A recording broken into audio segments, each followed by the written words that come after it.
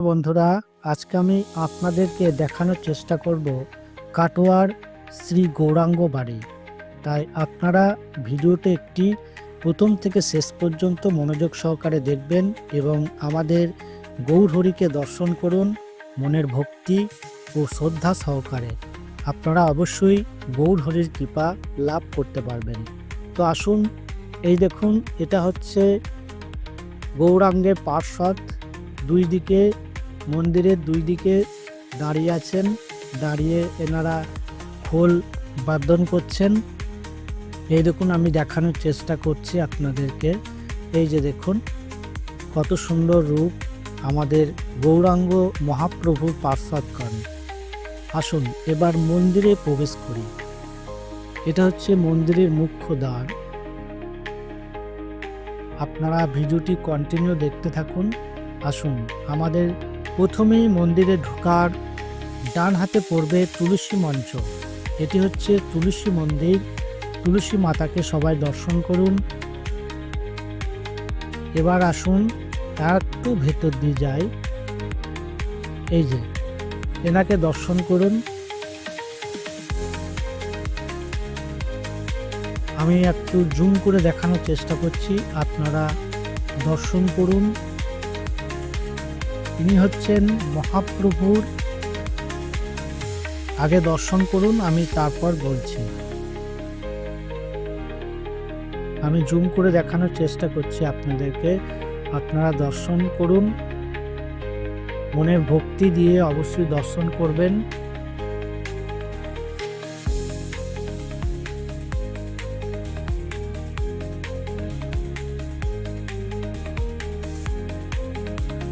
এটি হচ্ছে দাস গঙ্গাধরের সমাধি।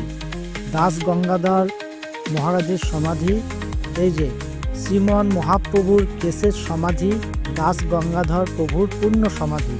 এখানে স্বয়ং মহাপ্রভুর কেশ সমাধি আছে এবং গঙ্গাধর দাসের সমাধি আছে, যে জায়গাটা আপনারা দর্শন করলেন। এই দেখুন, আবার আমি তুলসী মহারানীকে দর্শন করাচ্ছি, আপনারা দেখতে থাকুন। আসুন এবার আমরা মূল মন্দিরে যাওয়ার চেষ্টা করব।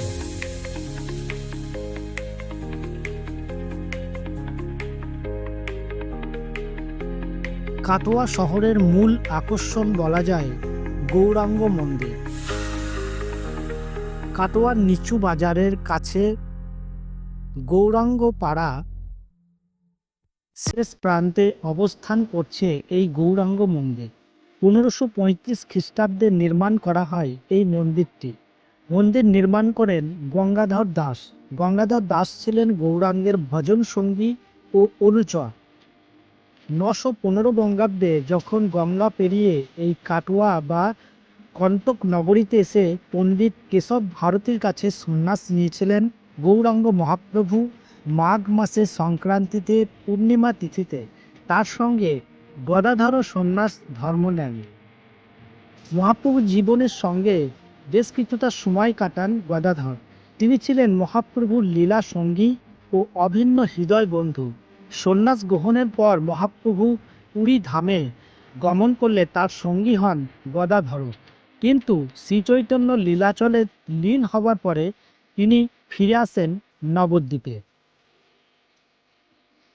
সেখানে বেশ কিছুদিন সাধন ভজন করেন। বিষ্ণুপ্রিয়ার মৃত্যুর পর নবদ্বীপ ছেড়ে কাটোয়ায় চলে আসেন গদাধর, যেখানে মহাপ্রভু সন্ন্যাস নিয়েছিলেন। সেখানেই গড়ে তোলেন গৌরাঙ্গ মন্দির। আপনারা যে মন্দিরটি এখন দর্শন করছেন, এটি হচ্ছে কাটোয়ার গৌরাঙ্গ মন্দির। আসুন এবার আমরা শ্রীমন মহাপ্রভু গৌরাঙ্গকে দর্শন করি। বর্তমানে যেখানে গৌরাঙ্গ মন্দির দেখা যায়, মনে করা হয় এই স্থানটি ছিল কেশব ভারতীর আশ্রম। ভাগীরথীর তীরে এই আশ্রম থেকেই সন্ন্যাস জীবনে পা দেন নিমাই। ভিতরে ঢুকি বাঁদিকে চোখে পড়ে বিশাল পাকুড় গাছ। আমি এখনো আপনাদেরকে পাকুড় গাছটা দর্শন করাইনি, আমি এর পরে দর্শন করাবার চেষ্টা করবি। বলা হয় এর তলাতেই, এই পাকুড় গাছের তলাতেই শ্রীচৈতন্য মহাপ্রভু তার ক্ষৌর কর্ম করেছিলেন। আর ডান দিকে আপনাদেরকে তুলসী মঞ্চ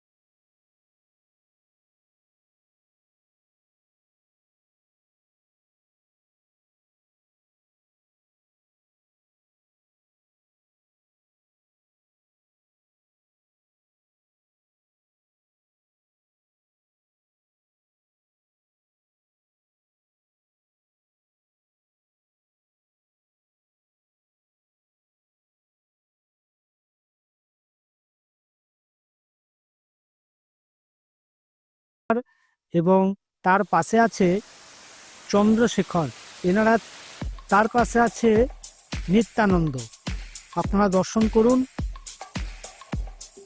এরপর আছে ব্রহ্মানন্দ, এই পাকুর গাছের নিচেতেই স্বয়ং মহাপ্রভু ক্ষৌর কর্ম করেছিলেন। আপনারা এই পাকুর গাছ ভক্তি সহকারে দর্শন করুন এবং আপনারা অবশ্যই কৃপা লাভ করতে পারবেন। আমি দেখানোর চেষ্টা করছি, আপনাদেরকে জুম করে দেখানোর চেষ্টা করছি, আপনারা মন দিয়ে দেখবেন। এই যে সেই পাকুর গাছ, যেই পাকুর গাছের নিচে স্বয়ং মহাপ্রভু ক্ষৌর কর্ম করেছিলেন, মানে সন্ন্যাস নেওয়ার আগে যে ক্ষৌর কর্ম করতে হয়, সেই ক্ষৌর কর্মই করেছিলেন স্বয়ং মহাপ্রভু। এবার আসুন আপনাদেরকে আমি দেখানোর চেষ্টা করছি যেখানে কেশব ভারতীর পদচিহ্ন আছে এবং স্বয়ং মহাপ্রভুর পদচিহ্ন আছে। আপনারা ভক্তি সহকারে অবশ্যই দর্শন করবেন।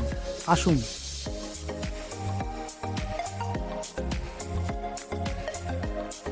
1510 খ্রিস্টাব্দে মাঘ মাসে শুক্লা তিথিতে নবদ্বীপের বারকোনা ঘাট থেকে নৌকায় করে কাটোয়ায় পৌঁছে কিছুটা পায়ে হেঁটে কেশব ভারতীর আশ্রমে এসেছিলেন শ্রী চৈতন্যদেব। পণ্ডিত কেশব ভারতীর আশ্রমে তখন বৈষ্ণব মহাজনদের ভিড় হতো। চন্দ্রশেখর আচার্য, গদাধর পণ্ডিত, অবধূত চন্দ্র, শ্রী মুকুন্দ, ব্রহ্মানন্দের মতো মহাজ্ঞানীদের উপস্থিতিতে ক্ষৌরকার মধু পরামানিক নিমায়ের মস্তক মুন্ডন করেছিলেন। সেই পুণ্যভূমি গৌরাঙ্গ বাড়ি নামে এখন সবার কাছে পরিচিত। এই যে এটি দেখুন, শ্রী প্রভুপাদ স্মিতানন্দ গোস্বামীর সমাধি, আপনারা দর্শন করুন। এরপর আপনারা দর্শন করুন প্রভুপাদ সদানন্দ গোস্বামীর সমাধিস্থ। আপনারা সবাই ভক্তি সহকারে অবশ্যই দর্শন করবেন। আমি সবাইকে দেখানোর চেষ্টা করছি। এটি হচ্ছে নিত্য ধামগত চৈতন্য চরণ চট্টরাজ, পুরী 3-1379 সমাধি মন্দির। এবার আসুন আপনাদেরকে দর্শন করানোর চেষ্টা করব মহাপ্রভুর চরণ চিহ্ন এবং কেশব ভারতীর চরণ চিহ্ন।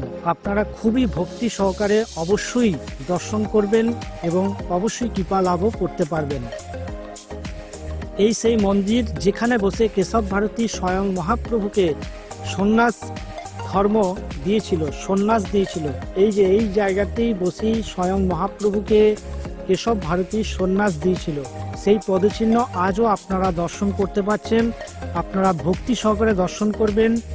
আমি দেখানোর চেষ্টা করব আপনাদেরকে স্বর্গীয় পিতা ও কালীপ্রসন্ন সাহা মাতা শিব সুন্দরী দাসীর স্মৃতিকল্পে এটি করা হয়েছিল। আপনারা দর্শন করবেন। আসুন আপনাদেরকে দর্শন করাচ্ছি। এটা হচ্ছে শ্রী গুরু মহারাজ কেশব ভারতীর পদচিহ্ন, আর তারই পাশে আছেন স্বয়ং মহাপ্রভু শ্রীকৃষ্ণ চৈতন্য মহাপ্রভুর চরণ চিহ্ন।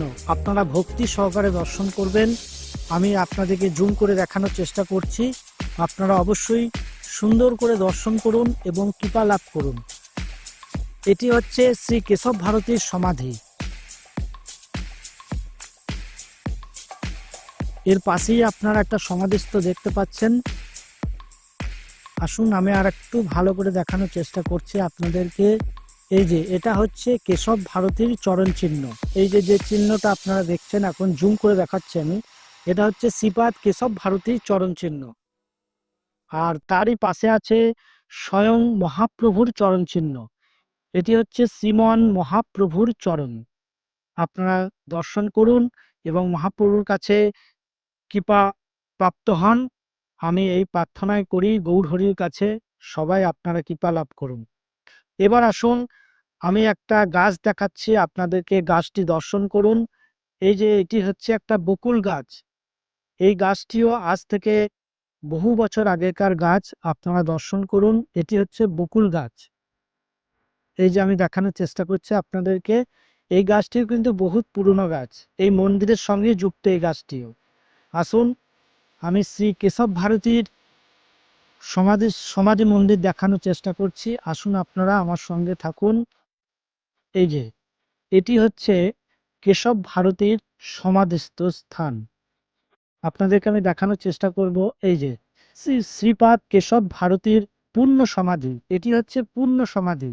আর মহাপ্রভুর চরণ চিহ্নের ওখানে যে সমাধিটা আপনারা দেখলেন, ওটিও কিন্তু ওই কেশব ভারতেরই সমাধি, কিন্তু এটা হচ্ছে পূর্ণ সমাধি। এখন যেটা আপনারা দর্শন করছেন এটি হচ্ছে পূর্ণ সমাধি। এই যে আমি ছবিটা ঠিক স্পষ্ট করে বোঝা যাচ্ছে না, ছবিটা একটু উপরটা একটু নষ্ট নষ্ট হয়ে গেছে, তাই ছবিটা আমি স্পষ্টভাবে দেখাতে পারছি না, আপনারা কিছু মনে করবেন না। ছবিটা অনেক পুরনো ছবি তো, তাই একটু উপরটা একটু নষ্ট হয়ে গেছে, তাই ছবিটা স্পষ্টভাবে বোঝাতে পারলাম না। আমি দেখানোর চেষ্টা করলাম কিন্তু দেখাতে পারিনি। যাই হোক, আরেকটি আমি সমাধি আপনাদেরকে দেখানোর চেষ্টা করব। এই যে এই পাশে এই সমাধিটা কার আমি ঠিক জানি না, তাই আপনাদেরকে আমি বলতে পারলাম না, কিছু মনে করবেন না কেউ।